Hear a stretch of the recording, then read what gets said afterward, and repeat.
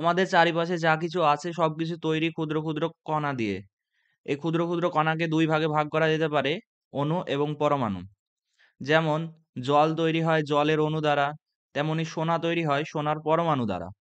আবার আমরা যেটা শ্বাস নিই অক্সিজেন, সেটা তৈরি হয় অক্সিজেনের অণু দ্বারা।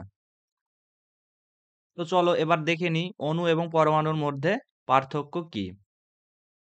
পরমাণু হলো পদার্থের ক্ষুদ্রতম কণা। পরমাণু তৈরি হয় ইলেকট্রন, প্রোটন এবং নিউট্রন দ্বারা। পরমাণুর কেন্দ্রে থাকে প্রোটন এবং নিউট্রন, এবং এই পরমাণুর কেন্দ্রকে বলা হয় নিউক্লিয়াস, এবং এই নিউক্লিয়াসকে কেন্দ্র করে কক্ষপথে প্রদক্ষিণ করে ইলেকট্রন। হাইড্রোজেন পরমাণুতে একটি প্রোটন এবং একটি ইলেকট্রন থাকে। হাইড্রোজেন পরমাণুর নিউক্লিয়াসে একটি প্রোটনকে কেন্দ্র করে একটি ইলেকট্রন তার কক্ষপথে প্রদক্ষিণ করে।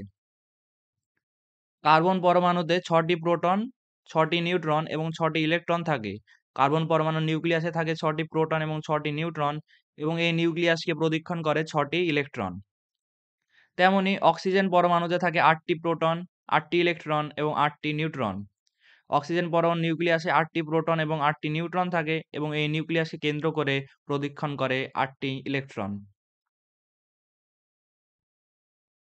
এবার অণু হলো 2 বা ততোধিক পরমাণু সমন্বয়ে গঠিত কণা।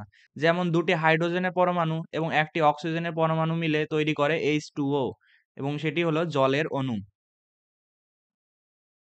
আবার 2টি অক্সিজেন পরমাণু মিলে তৈরি করে অক্সিজেন গ্যাসের অণু O2। তেমনি আরো কিছু অণুর উদাহরণ হলো কার্বন ডাই অক্সাইড, যেখানে 1টি কার্বন এবং 2টি অক্সিজেনের পরমাণু থাকে, এবং মিথেন, যেখানে 1টি কার্বন 4টি হাইড্রোজেনের পরমাণু থাকে, এবং হাইড্রোজেন গ্যাস, যেখানে 2টি হাইড্রোজেনের পরমাণু দ্বারা তৈরি হয় হাইড্রোজেন গ্যাস, এবং ওজোন বা ওজোন গ্যাস, যেখানে 3টি অক্সিজেন পরমাণু মিলে তৈরি করে ওজোন গ্যাস।